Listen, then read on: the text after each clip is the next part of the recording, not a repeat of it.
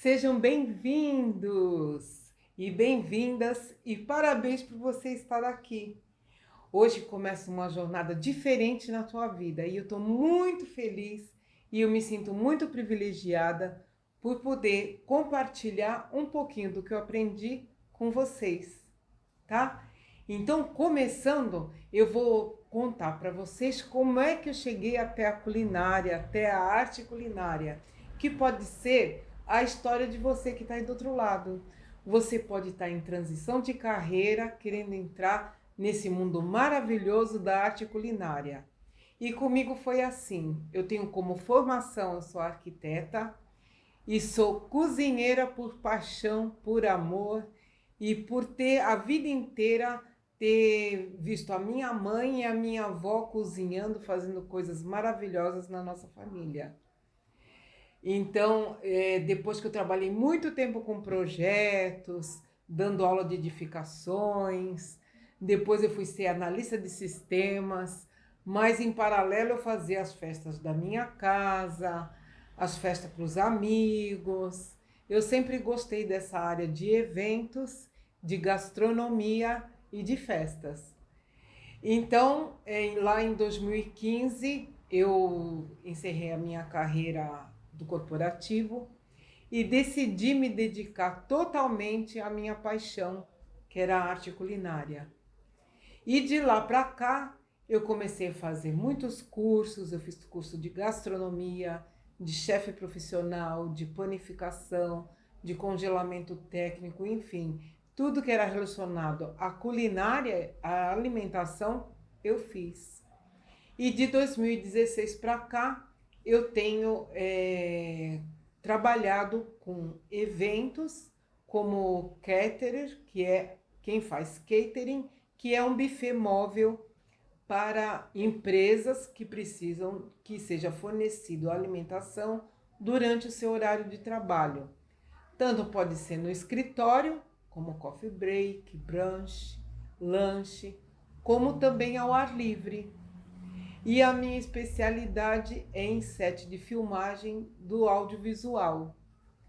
Então aí eu forneço kit alimentação, eu forneço almoço, lanche, brunch e tudo que você imaginar sobre alimentação e bebidas. E aqui nessa palestra nós vamos falar hoje sobre a arte culinária para fazer e vender.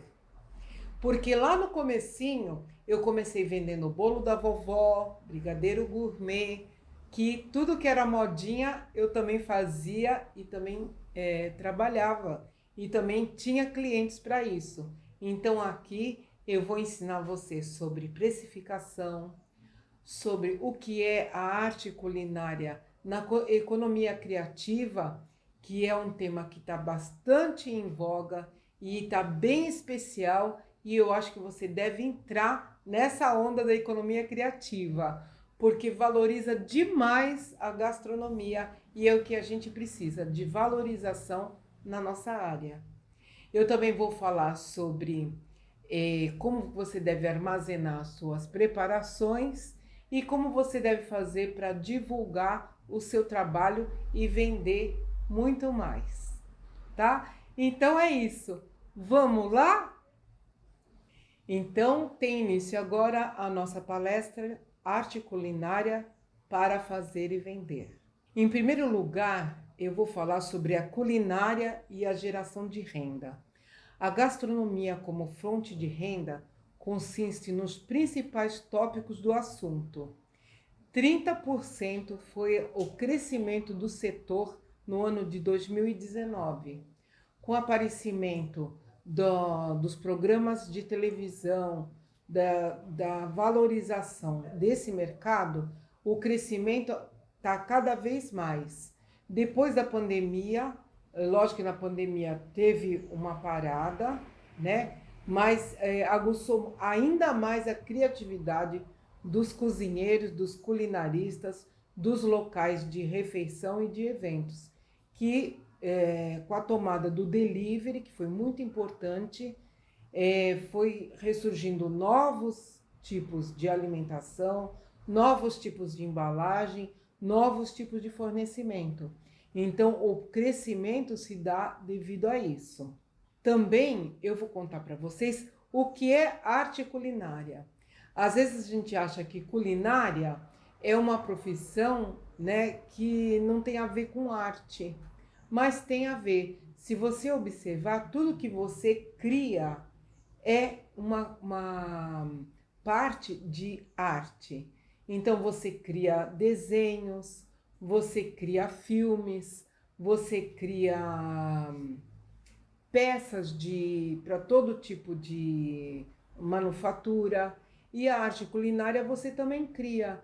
Então você cria na hora que você está preparando um prato, que você está inovando, que você está fazendo coisas diferentes, que você está renomeando um prato, você está fazendo uma releitura de algum prato famoso. Então você está criando, e isso é arte. Até na hora de apresentar o prato, de fazer a apresentação, de montar a mesa, a decoração, tudo isso é referente à arte. Então, a culinária, sim, é chamada de arte culinária, porque você prepara com veio artístico. E agora eu vou falar para vocês como é que a arte culinária, a gastronomia, chegou na economia criativa. Mas o que é essa economia criativa?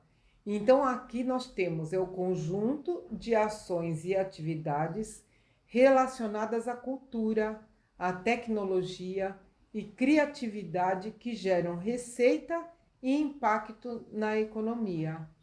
Então, não basta você ter um negócio ou fazer alguma coisa e denominar isso como economia criativa. Economia sempre vai querer dizer que você está gerando renda, que você está fazendo dinheiro com o que você trabalha.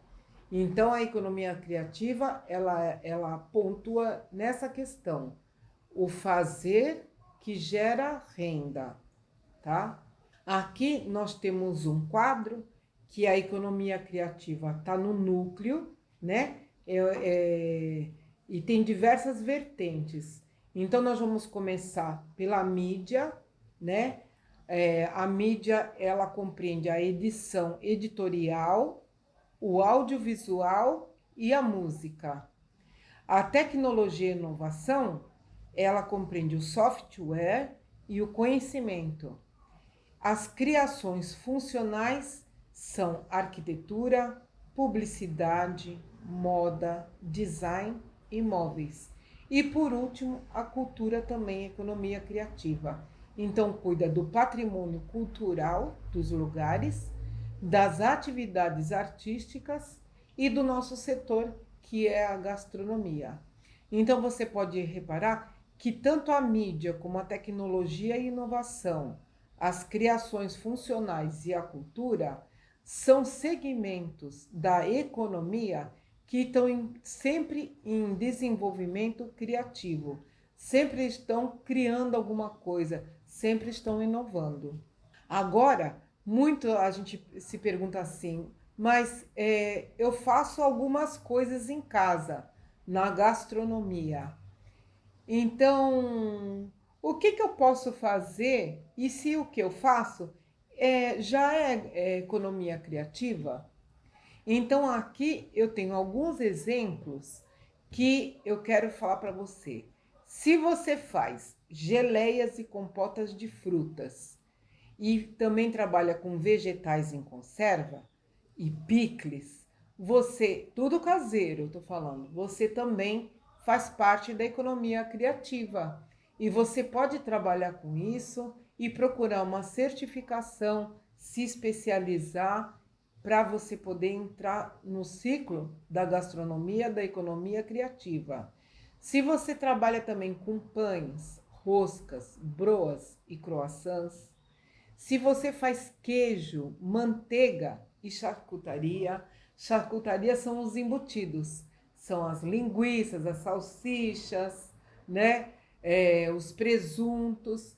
Então, se você mora numa fazenda, num sítio que você faz esse tipo de produto, você também faz parte da economia criativa. Você também pode trabalhar com bolos, biscoitos e doces, que é a grande maioria das artes culinaristas, né, trabalham com bolos, biscoitos e doces.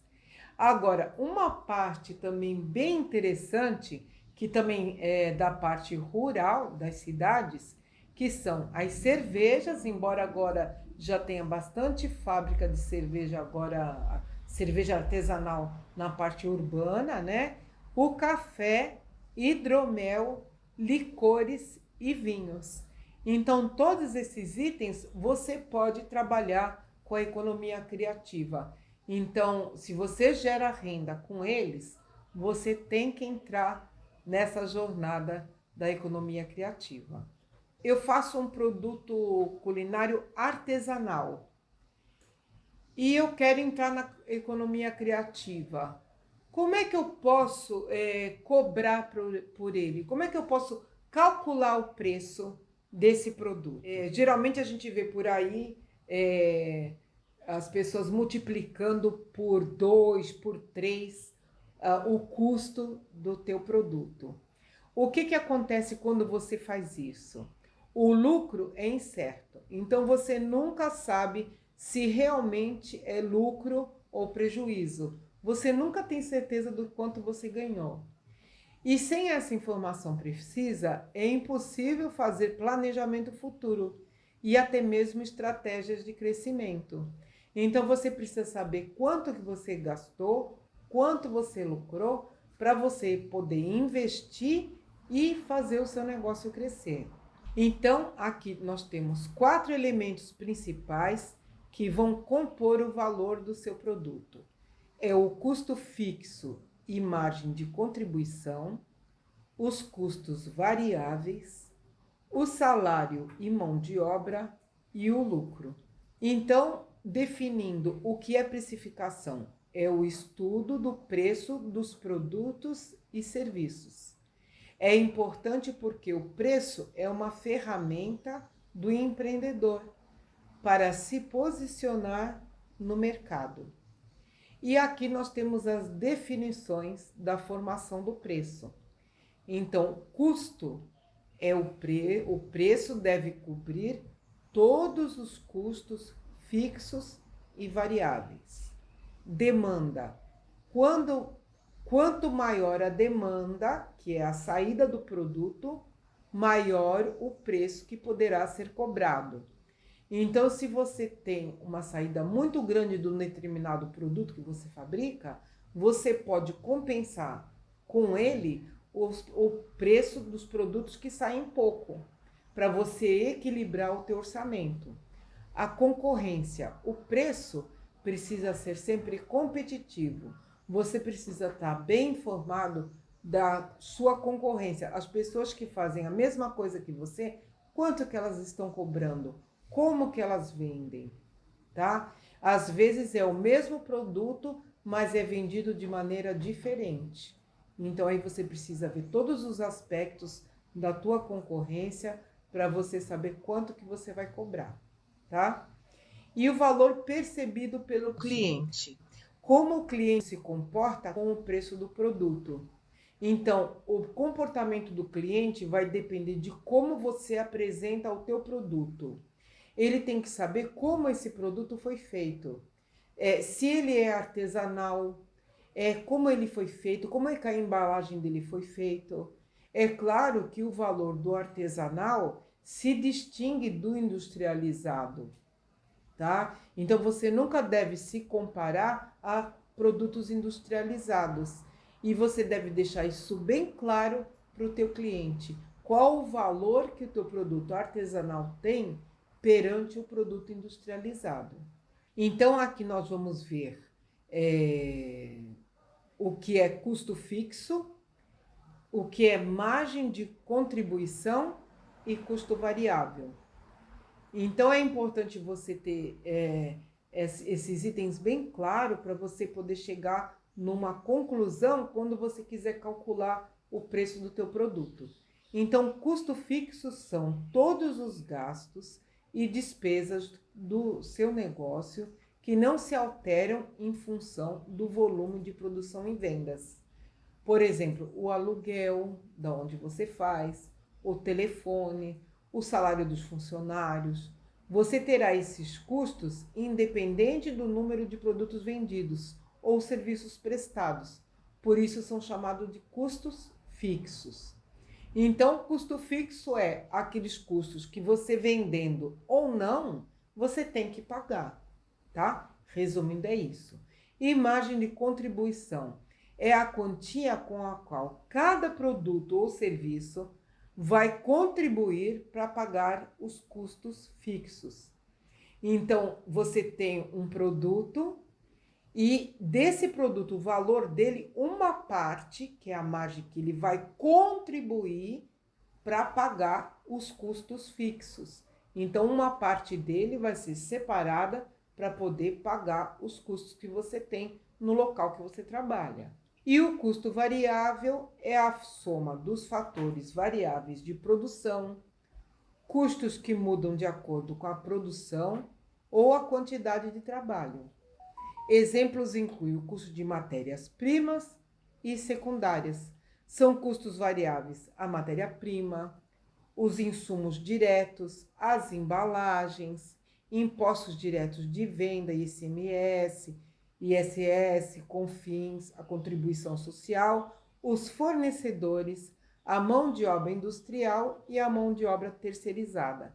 Então, todo esse custo variável você vai ter que pôr no produto, porque tem produtos que você vai usar um tipo de fornecedor que no outro você não vai usar. Então, essa diferença você vai ter que calcular para cada produto.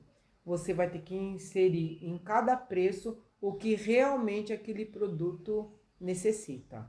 Aqui nós temos uma tabelinha que eu fiz para exemplificar. Então, por exemplo, nós temos do lado esquerdo o custo fixo do negócio e do lado direito o custo total mensal. Então, aí eu coloquei o valor do aluguel, da água, da luz, do funcionário, do telefone, do material de limpeza, do transporte, do gás e deu um total. Então, esse custo fixo total, que deu R$ 2.222, então, pela previsão de vendas total, vamos supor que você faça brigadeiro gourmet. Então, você faz 1.000 brigadeiros gourmet para poder pagar, faz e vende, né? Não adianta você fazer e não vender o que você precisa. Então, você precisa vender 1.000 brigadeiros gourmet para poder pagar o total do custo mensal que você tem com o seu negócio.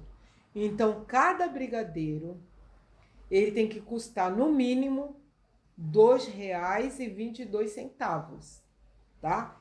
Então, o custo fixo é R$ 2.222. Você tem que dividir pela previsão de vendas do total, que é por mês.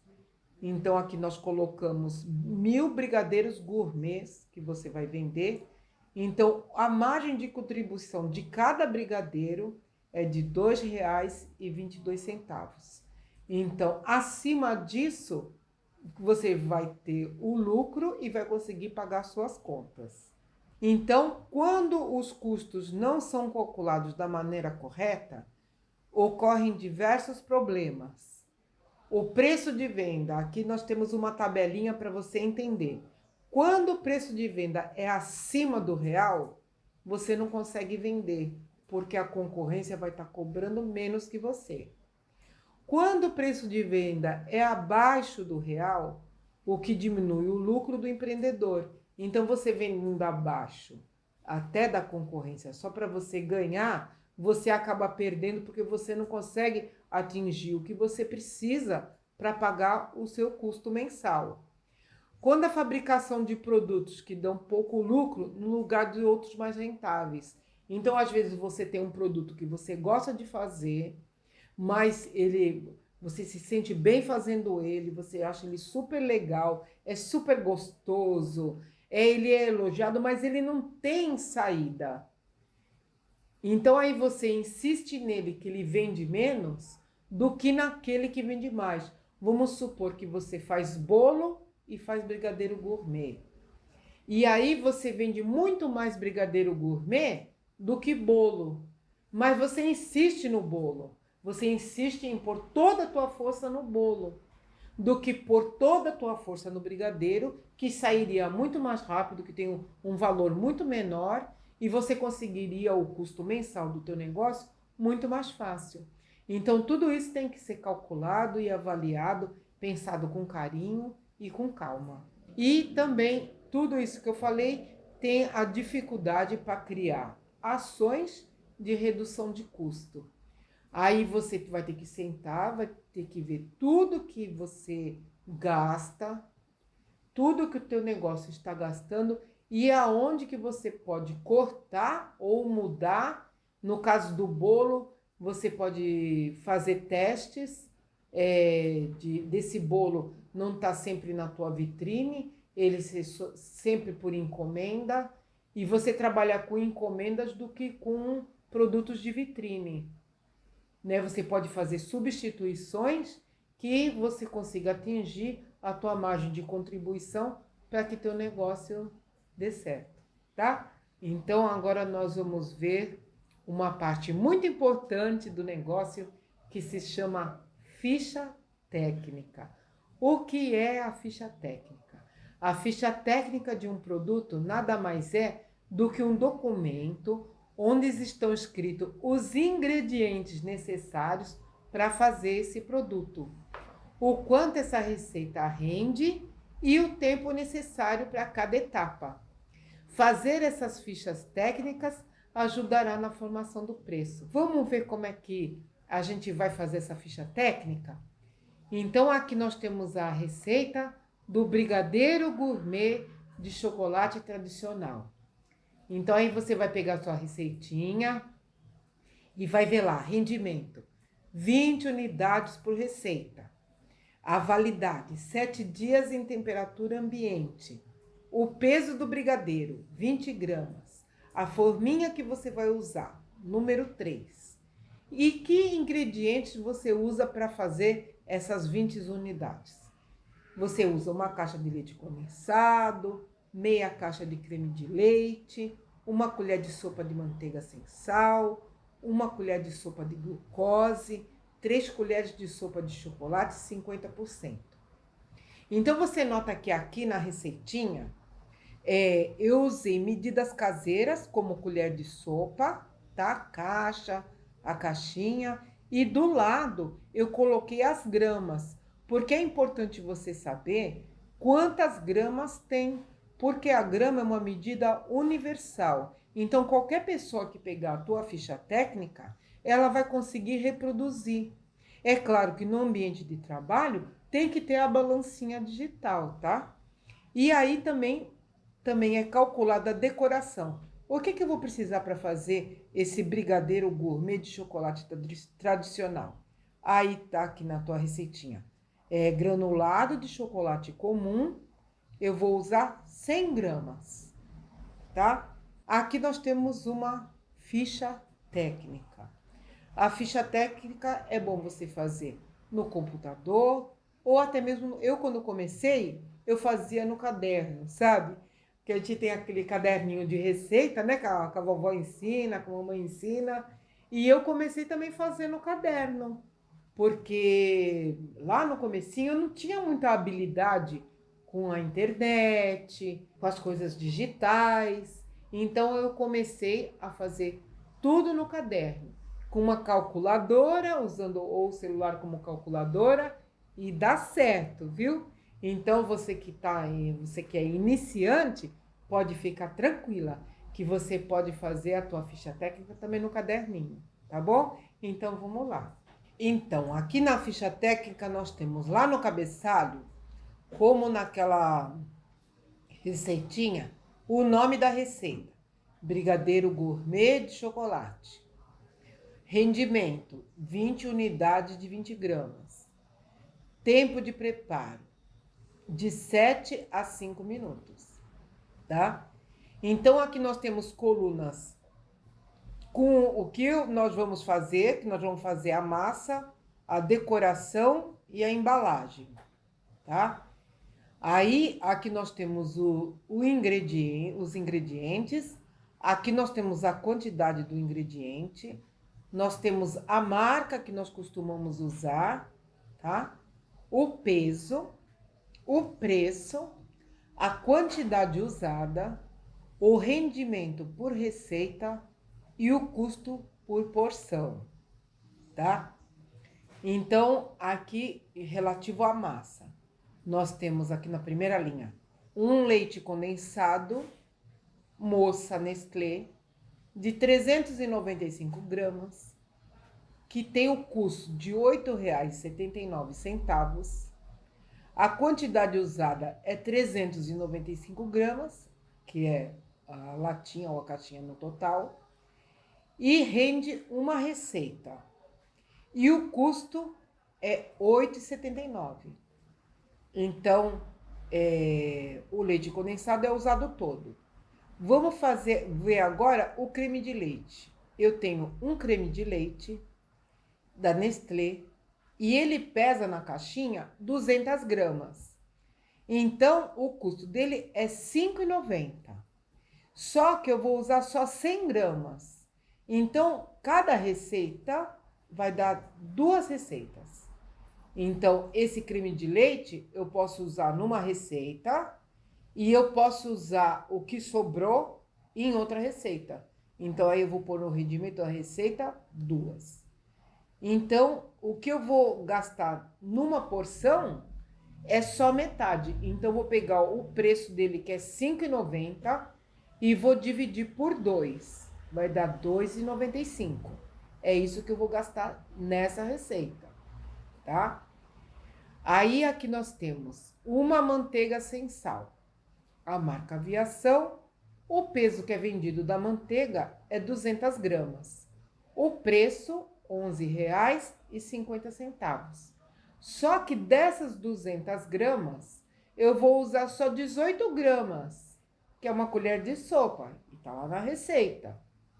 Então, o que a gente vai fazer? A gente vai pegar as 200 gramas que vem na embalagem, dividir por 18 gramas. Então, cada embalagem de manteiga me rende 10 receitas de brigadeiro gourmet. Então, eu vou pegar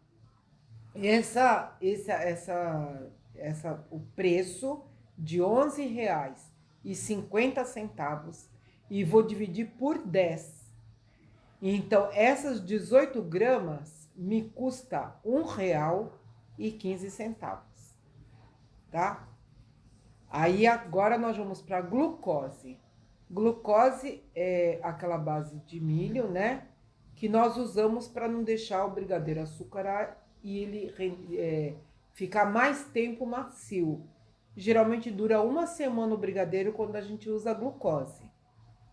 Então, essa glucose que tá aqui, a marca dela é Arcolor. A marca que eu tô falando aqui para vocês, e esses preços, lógico que na época que foi feita essa tomada de preço, eu coloquei esses preços, mas você pode usar de outras marcas, né? E achar até essas marcas que eu tô dizendo aqui por outros preços, numa promoção, tá? Mas isso não quer dizer que teu preço final vai se diferenciar. Quando você usar uma ficha técnica, você vai usar esse preço até o fim. Porque quando você pega uma promoção, por exemplo, de leite moça, você vai manter o teu preço, tá? Porque aí o teu lucro também vai vir da promoção. Também vai vir dos ingredientes que você conseguiu com o teu fornecedor num preço melhor. Mas o teu preço final, que todo mundo já sabe, vai sempre continuar o mesmo. Então, você não pode, dessa vez o leite condensado está mais barato, então eu vou fazer mais barato. O que você pode fazer é uma promoção para você vender mais, tá? Mas nunca abaixar, inconsequentemente, o valor do teu produto só pelos fornecedores que te fizeram um preço melhor, tá bom? Então, aqui nós estamos na glucose, tá? Então, o peso da glucose é 250 gramas. O preço dela é R$ 5,99. Nós vamos usar só 20 gramas. Então, o que a gente vai fazer? nós vamos pegar os 250 gramas, que é o pote dela inteiro, vamos dividir por 20 gramas, que é o que a gente vai usar, e o rendimento por receita vai ser 12. Então, um potinho da glucose, você consegue fazer 12 receitas de brigadeiro gourmet. Então, quanto que vai custar essas 20 gramas de glucose para o meu brigadeiro gourmet? Eu vou pegar os R$ 5,99 e vou dividir por 12. Vai dar 50 centavos, tá? Aí aqui nós vamos falar do chocolate em pó 50%. Aqui nós estamos usando o Nestlé. O peso que vem na caixinha do chocolate em pó é 200 gramas. O preço, R$16,75. A quantidade usada na receita é 60 gramas, tá? Então, 200 dividido por 60 gramas, eu vou conseguir fazer 3 receitas com uma embalagem de chocolate em pó 50%. Eu vou pegar os R$16,75, que é o custo da embalagem total do chocolate em pó, e vou dividir pelas 60 gramas. Então, vou ter o custo por porção de R$ 5,58, tá? Então, aqui nós temos já todo o custo da nossa massa de brigadeiro gourmet. Agora, para decoração, que nós vamos precisar? Nós vamos precisar de chocolate granulado. Eu usei a marca Dori. Eu comprei uma embalagem de 500 gramas, o preço foi de R$ 9,30. Eu precisei de 100 gramas para poder dar o acabamento no meu brigadeiro gourmet.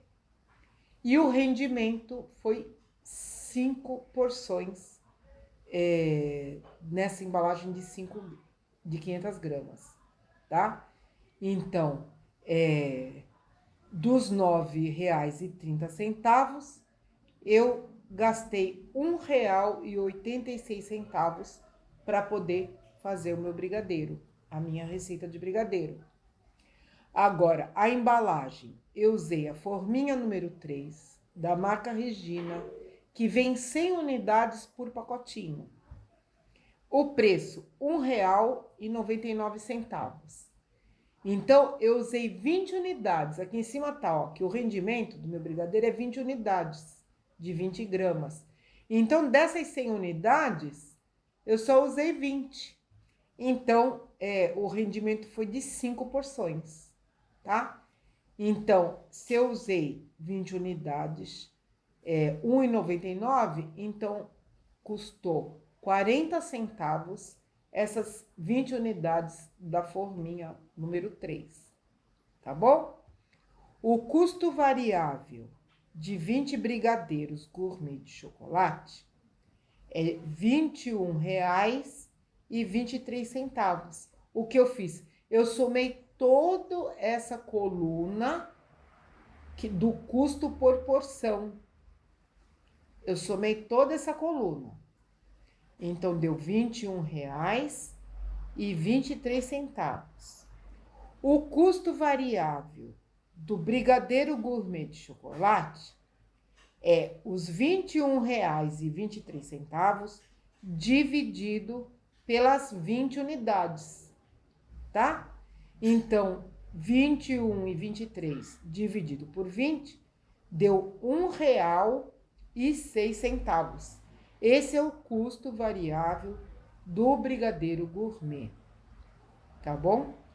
Aqui embaixo tem as etapas de produção.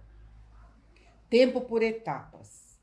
Então, eu levei 15 minutos para fazer a massa, tá? Para colocar os ingredientes na panela, levar ao fogo, mexer, dar o ponto. E foram 15 minutos. A decoração, a pesagem e a embalagem, para enrolar o brigadeiro, pôr na embalagem, passar no granulado, eu levei 30 minutos para fazer os 20 brigadeiros. E aqui embaixo também tem um resfriamento, que foram 30 minutos. Então, depois que eu fiz a massa, eu deixei 30 minutos resfriando e depois eu decorei, pesei e embalei, foi mais 30 minutos. Então, eu levei 1 hora e 15 minutos fazendo as minhas 20 unidades de brigadeiro gourmet de chocolate de 20 gramas. Então, ele me saiu R$ 1,06. Vocês lembram que lá atrás eu falei que eu precisaria, com os custos que eu tenho no meu negócio, que o meu brigadeiro custasse um mínimo de R$ 2,22? Então você percebe que quando você faz essa ficha técnica, você vê que o valor do teu produto ele é um valor muito bom e você consegue cobrar mais por isso e que com tranquilidade você vai conseguir pagar as tuas despesas, ter lucro e ainda tirar um salário para você, tá? Então ficou muito simples, porque você conseguiu enxergar que você tem o custo de R$ 1,06 e, na verdade, você precisaria de R$ 2,22, que é um valor que está muito abaixo do mercado, da concorrência, e que você sabe que você vai lucrar muito com esse produto, tá bom? Agora nós vamos entrar nas dicas para a gente trabalhar com a arte culinária. Nós vamos falar das embalagens, do armazenamento, do congelamento e da validade. Vamos lá? Bom, as embalagens é a primeira impressão do cliente, é um diferencial. Então você tem que ir em casa de festa, que vende material de festa, material de evento, de embalagem, né, descartáveis, e sempre procurar alguma embalagem diferente, alguma que você possa valorizar o teu produto, ou até mesmo criar, juntar, né? Juntar algumas outras embalagens, algum tecido, uma fitinha, um celofane, que você possa dar valor a mais ao teu produto, tá bom? Aqui a primeira embalagem que a gente vai falar é a embalagem de alumínio, tá? A embalagem é uma das embalagens mais simples, né? E até tem sofisticadas, né? Porque você pode fazer refeições nessa embalagem, né? Você pode trabalhar com refeições que precisam estar quentes, né? Ou mornas, né? E você pode até preparar as suas refeições na própria embalagem, só fechar e vender assim como tá.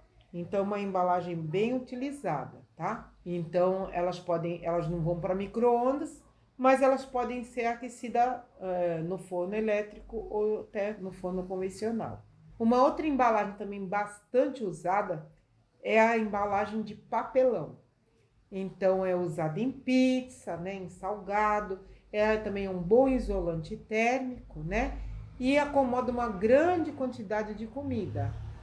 Então, não é à toa que você vê que as pizzas, né? As esfirras que a gente pede no fast food, vem em embalagem de papelão, porque é um isolante térmico, né?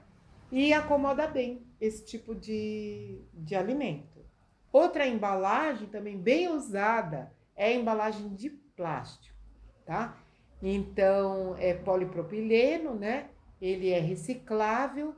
E embaixo da embalagem sempre tem esse símbolo aqui, tá? Então, esse símbolo quer dizer que é um material que é de polipropileno, que é o PP, tá? E tem o número 5 dentro das letras, tá? Então, essas embalagens são ótimas para o congelamento e o aquecimento em micro-ondas. É só você verificar na parte de baixo se elas podem, né, ir para o micro-ondas. Mas é muito usado em bolinho de pote, em mousse e marmitinha também congelada. Então, é bastante usada. Uma outra embalagem também bastante usada e muito boa, porque preserva o calor durante até 3 horas, né? tem um bom isolamento térmico, é a embalagem de isopor. Então, é extremamente higiênica, não passa nenhum aditivo químico, né, para comida, e também ela é bem usada. Ela é usada tanto para preservar o frio como o quente.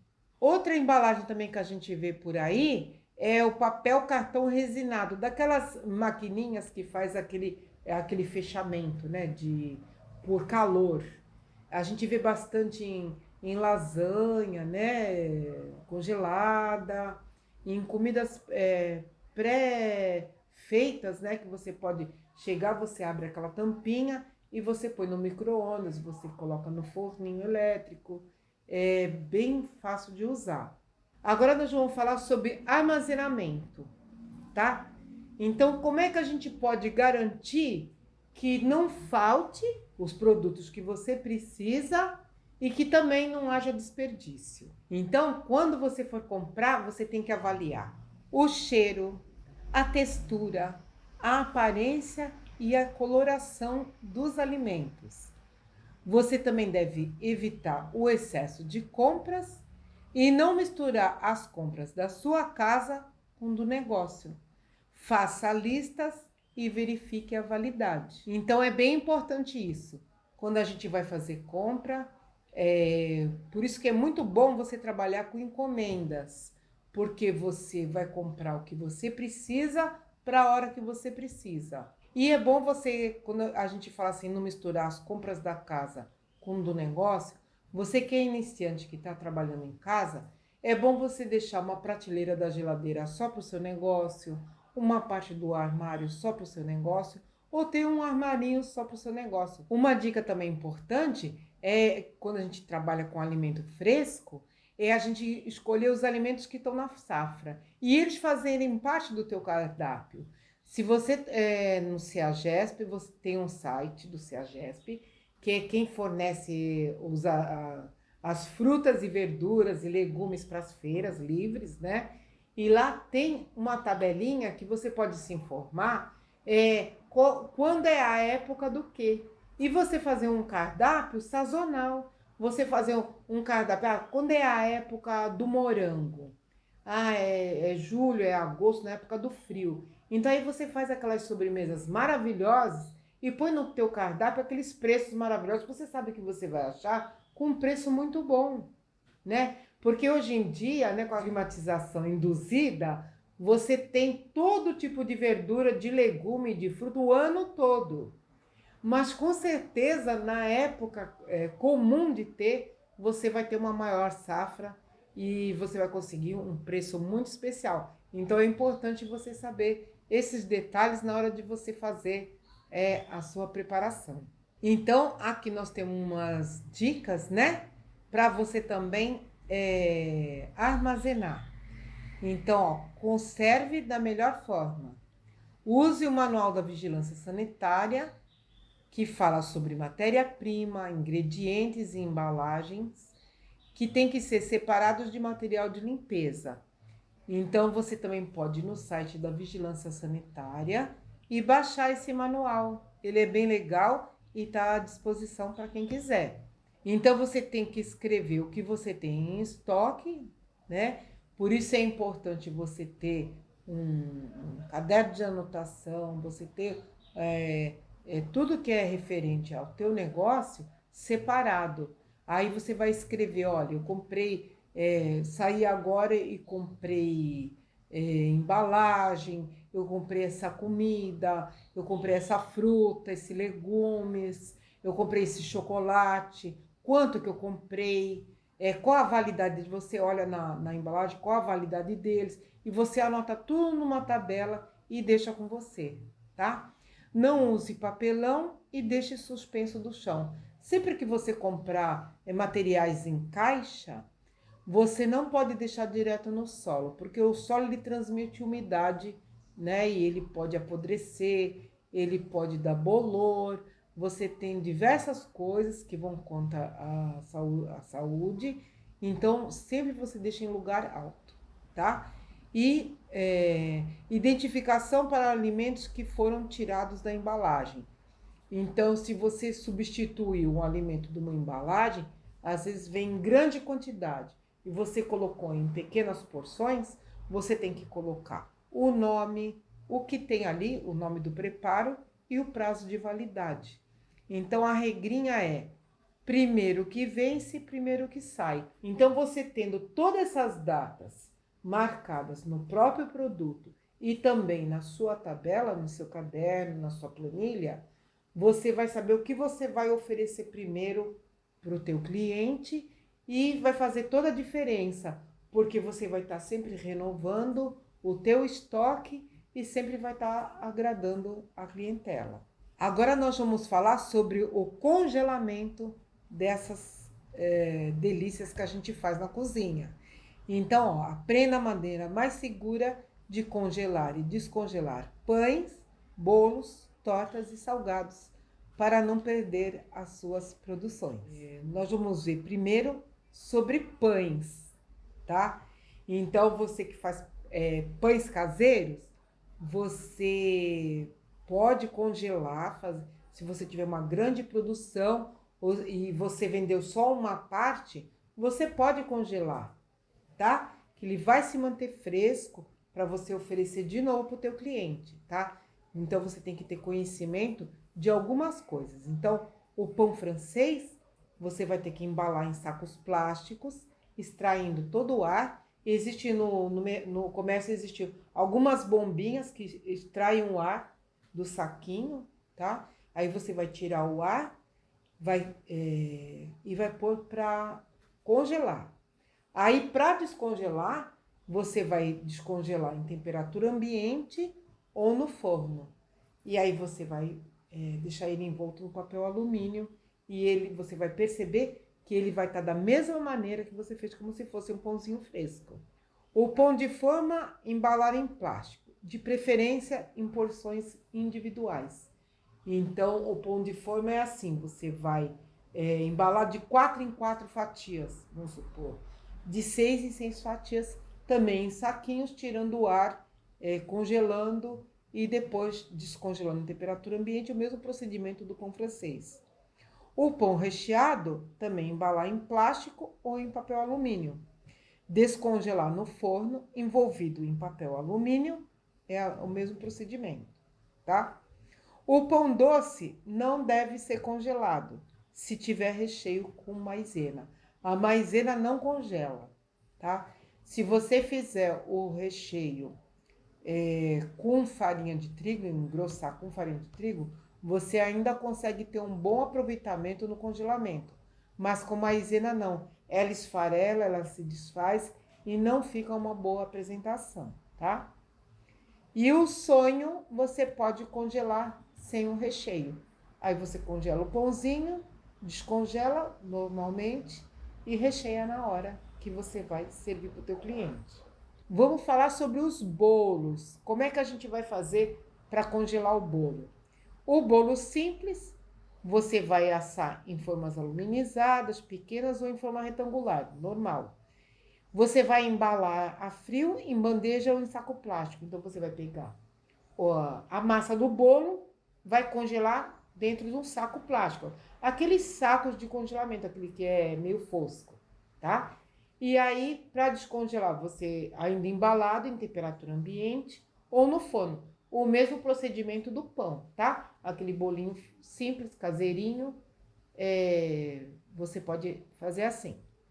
Agora, o bolo com cobertura ou decorado, você vai congelar ele totalmente com a decoração com tudo, tá? Em aberto.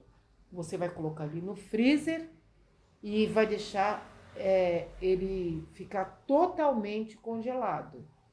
Depois de aproximadamente 2 horas ou do tempo que for o teu freezer, você vai tirar, vai embalar em papel alumínio ou em saco plástico e depois você vai tirar da embalagem com maior cuidado para não danificar a decoração.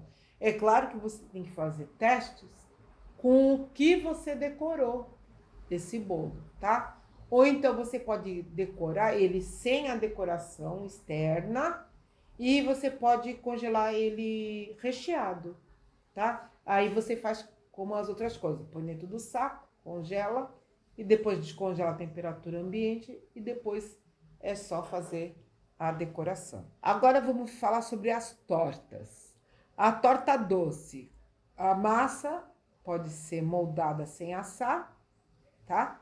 E pode ser congelada como a torta assada. Então, você pode congelar a massinha num saco plástico, tá? Ou você pode assar a torta já moldada dentro da assadeira. A torta salgada é mais prático congelar ela já com recheio, aquela torta de frango. Você faz ela normalmente, ela esfriou, você pode congelar ela inteira no freezer, tá? E a mesma coisa, você depois descongela, tá? E aí, para pincelar a gema em cima, para dar aquela coisinha que a gente gosta, né? Aí só quando você for descongelar para servir.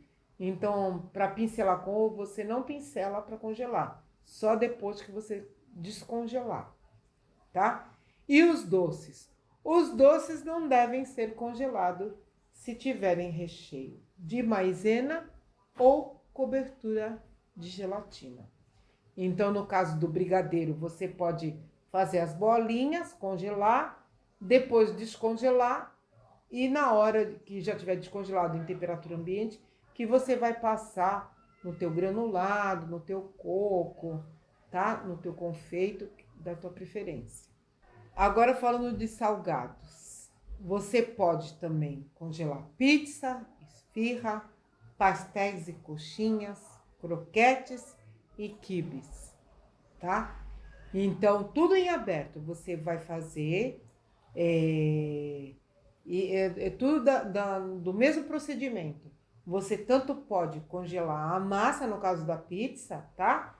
E aí, antes, você congela individualmente e antes de você, depois que você descongelar, você põe o seu recheio, tá? É o mesmo caso da esfirra. E pastel, coxinha, croquete e quibe, ele pode ser congelado cru, já pronto, moldado, ou já frito, também você espalha numa assadeira, congela e depois você pode juntar todos, se estiver bem durinho, você pode juntar num saquinho também para poder reutilizar. Os sanduíches também a gente deve evitar recheios de tomate cru, né? Alface, pepino, ovo cozido, tá? Porque isso não pode ser congelado, tá? E aí embala individualmente em plástico, tá? Aderente ao papel alumínio e descongela em temperatura ambiente. E se você quiser complementar com folhas, com verduras, você faz depois que tiver descongelado. E aí, nós vamos falar agora do tempo de conservação, que é a data de validade, mesmo que esteja no freezer, você precisa fazer aquela etiquetinha, tá? O nome do preparo, a data que foi embalado, a data de validade, qual é o nome do produto, porque às vezes no freezer fica bem congelado, fica todo branquinho e você não sabe o que tem ali. Então, é bem importante fazer isso, tá? E cada produto tem a sua data de validade. Aí nós temos algumas tabelinhas. Eu vou pedir para vocês que depois vocês voltam ou venham com mais calma esse vídeo e aí você pode anotar todos os tempos do prazo de validade no freezer, tá? Aí aqui tem os pães, os bolos, as pizzas e os salgados, tá bom? A validade também é mostrada em cada embalagem, né? Os industrializados, você pode consultar, tá? O tempo de validade dela. Você também pode consultar no site da Anvisa, tá? A atualização sobre o prazo de validade dos alimentos, tá? Eu deixei aí para vocês verem, né? O que vocês devem consultar. E também agora nós vamos falar como que a gente pode divulgar o nosso trabalho. Então, nós temos 7 passos. tudo que você fizer, você que é iniciante, quer começar a empreender na cozinha, primeira coisa, tudo que você fizer para sua família, você vai fazer com muito carinho, com muito capricho, como se você fosse fazer para vender para alguém, tá? E aí você vai fotografar, tá? Depois você vai ter que ter algumas contas nas redes sociais. Se você não tem, é muito simples de fazer. Você tem que ter uma conta no Facebook, mesmo eu não gosto do Facebook, mas é uma boa vitrine. Você tem que ter uma conta no Instagram. O WhatsApp hoje em dia todo mundo tem e é importante você ter para divulgar o que você está fazendo agora, tá? E é importante também você se informar de cursos, né? De cursos na área que você quer atuar, sabe? Tanto cursos online gratuitos, como também cursos presenciais que deve ter aí na tua cidade. Cursos da prefeitura, de bairro, né? Cursinhos particulares, aulinhas. Então, tudo isso, quanto mais você frequentar, quanto mais você se especializar e aprender, você pode inovar nos produtos que você já faz, tá? Mas, olha, um conselho, não desiste nunca, tá? Então, aqui eu pus algumas dicas de cursinho na gastronomia, né? Eu citei o Senac, o IGA, o Instituto Mix, o Instituto Gourmet e aqui também uma parte que eu vou falar com vocês é sobre ser MEI, tá? Microempreendedor individual. Quando você migra para formalizar o teu trabalho, você tem muitas vantagens. Você pode emitir nota fiscal, o teu negócio ele é formalizado, você tem acesso ao direito do trabalhador, como licença maternidade, como auxílio doença, tá? Aposentadoria, tudo isso você vai ter direito. O cadastro é gratuito no site, tá? Do MEI. A tributação é simplificada, né? Que é a parte de imposto, tá? E tem muitos lugares que tem linhas de crédito para quem é MEI com juros reduzidos, tá bom? Então é bem importante você se profissionalizar e você ter esse tipo de conhecimento, tá bom? Eu espero que vocês tenham gostado e eu vou encerrar essa nossa palestra da arte culinária, como fazer e vender, com uma frase do Benjamin Franklin: a dedicação é a mãe da boa sorte, tá? Se dedica e faça tudo o que você puder para ser feliz e pôr em prática os teus sonhos. Eu espero que você tenha gostado. Se cuida, fique em paz e até o próximo.